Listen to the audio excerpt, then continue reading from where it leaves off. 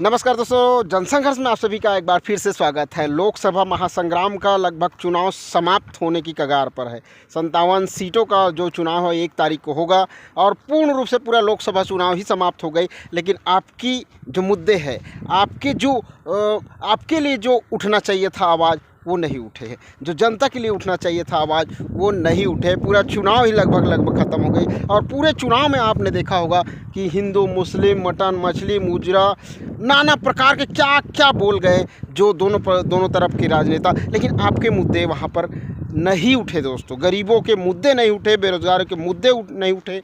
और इस चुनाव में एक चीज़ और देखने को मिली दोस्तों, किसी भी, चाहे बीजेपी को हो या इंडिया गठबंधन का हो या किसी भी पार्टी का, आपको वेव यानी कि माहौल देखने को नहीं मिला।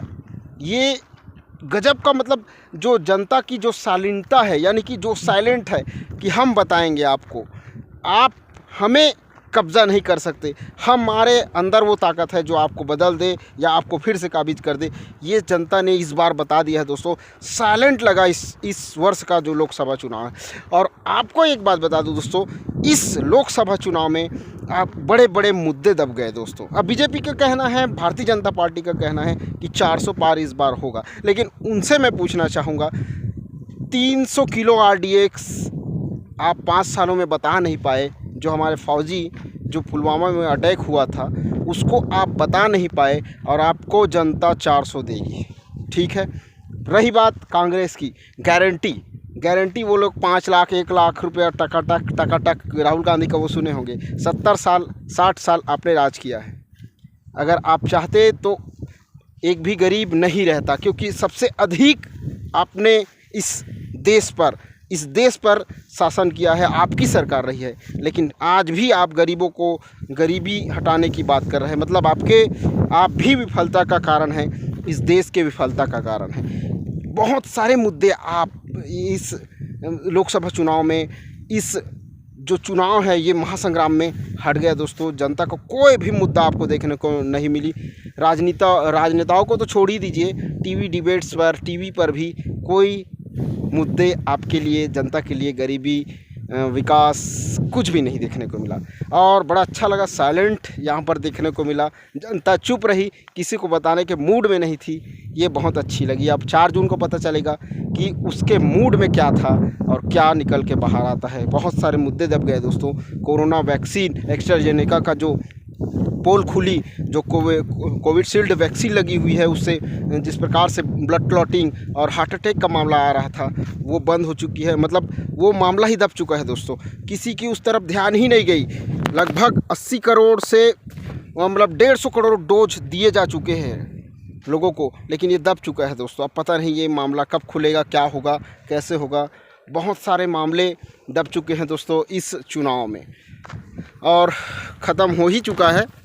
57 सीटों का जो चुनाव है लास्ट 1 तारीख को, 1 जून को होगा और फिर 4 जून को आपके सामने रिजल्ट आएंगे और कौन आपके भविष्य का तय करेंगे, उस कुर्सी पर कौन बैठेगा, ये 4 जून को आपको पता चल जाएगा।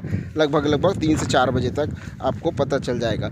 लेकिन बहुत सारे मुद्दे विपक्ष की तरफ से भी उठते हैं दोस्तों कि EVM के साथ गड़बड़ी ना हो, और बहुत सारे मुद्दे पक्ष के तरफ से भी उठते हैं कि हमारा जो वेब चल रहा है, हमारा जो राम मंदिर का दावा है, वो राम मंदिर और ट्रिपल तलाक 370, ये मुद्दे कितने कारगर साबित होंगे, ये तो 4 जून के ही पता चलेगा। लेकिन दोस्तों पूरा चुनाव निकल गया, जनता का कहीं भी मुद्दा आपको देखने को नहीं मिला।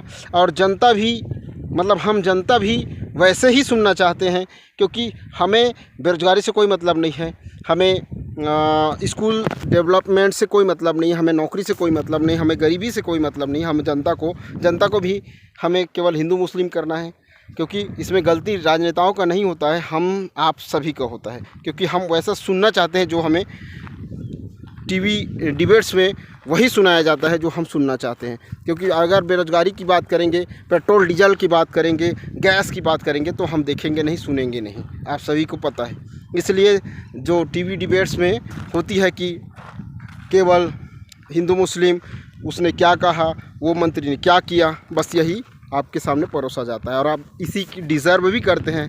हमारी जो जनता है, हमारे देश की जनता ये डिज़र्व करती है, ये उसको चाहिए। इसको भूख नहीं चाहिए, उसको गरीबी नहीं चाहिए, रोज़गार नहीं चाहिए, लेकिन हिंदू मुस्लिम चाहिए। तो चलिए ज़्यादा कुछ नहीं बोलते दोस्तों, 4 जून का इंतज़ार कीजिए। किसके चेहरे पर रौनक आती है, किसके चेहरे पर रोना आती है, ये आपको 4 जून के पता चलेगा। लेकिन बहुत सारे मुद्दे आपके दबा दिए गए। चलिए, जय हिंद।